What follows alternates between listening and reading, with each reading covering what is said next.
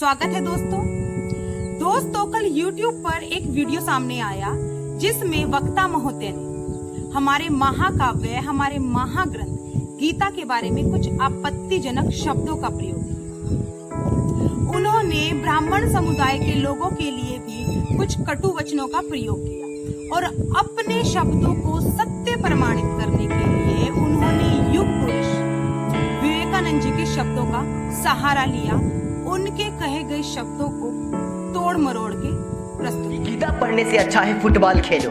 वो व्यक्ति हिंदू धर्म का पोषक कैसे हो सकता है? जिस व्यक्ति ने कहा हो यदि भारत का भविष्य निर्माण करना हो तो ब्राह्मणों को पैरों तले कुचल डालो। देखा दोस्तों कैसे इन वक्ता महोदय ने अर्थ का अनर्थ कर दिया अपनी मिसलीडिंग स्टेटमेंट प्रस्तुत करके। Playing football is better than reading the Gita, ये शब्द विवेकानंद जी ने कहे थे, लेकिन किस उद्देश्य से कहे, उनका क्या मर्म था, इसके पीछे क्या भाव था, क्या ये सब जानना जरूरी नहीं? दोस्तों, एक युवक विवेकानंद जी के पास आता है और कहता है कि उसे गीता का ज्ञान चाहिए, वो गीता के रहस्य को जानना चाहता है। स्वामी जी ने युवक को देखा जो काफी दुर्बल सा दिखाई दे रहा था। उन्होंने उसे बोला, जाओ मैदान में जाओ, जाकर फुटबॉल खेलो।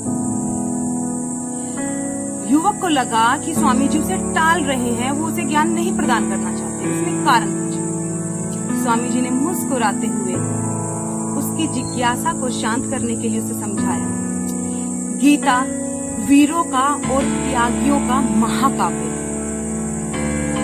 जो भरा हुआ है वीरत्व से, सेवा से, और बिना वीरत्व और सेवा भाव के इसे समझना नामुमकिन है। समझना कृष्ण और अर्जुन संवाद को नामुमकिन है बिना सेवा भाव के, बिना त्याग के, बिना प्रेम के, बिना परस्पर सहयोग के। और यदि तुम फुटबॉल खेलोगे, कोई व्यायाम करोगे, खुद को गतिशील रखोगे, तो तुम में ये गुण स्वाभाविक ही आ जाएंगे। युवक को स्वामी जी की बात समझ आ गई और वो पूरे 6 महीने बाद खुद को सुदृढ़ करके, आत्म केंद्रित करके उनके सामने प्रस्तुत हो जाता है और स्वामी जी उसे गीता का ज्ञान प्रदान करते हैं। और वो युवक बाद में गीता मंडली बनाता है और गीता का बंगला भाषा में काव्य के रूप में प्रस्तुतिकरण भी करता है। तो दोस्तों, इसमें क्या नेगेटिव कह दिया स्वामी जी ने? सब जानते हैं बिना शरीर के हम लोग कुछ भी प्राप्त नहीं कर सकते। शरीर माध्यम है, इसका सही होना, इसका सुदृढ़ होना बहुत आवश्यक है। इस स्टेटमेंट में जो वक्ता महोदय हैं वो कह रहे हैं कि स्वामी जी ने कहा है कि यदि देश का उज्जवल भविष्य चाहिए तो ब्राह्मणों को पैरों से कुचल। दोस्तों, जानकारी के लिए बता दूं, विवेकानंद जी मानवतावाद के सच्चे प्रतीक थे।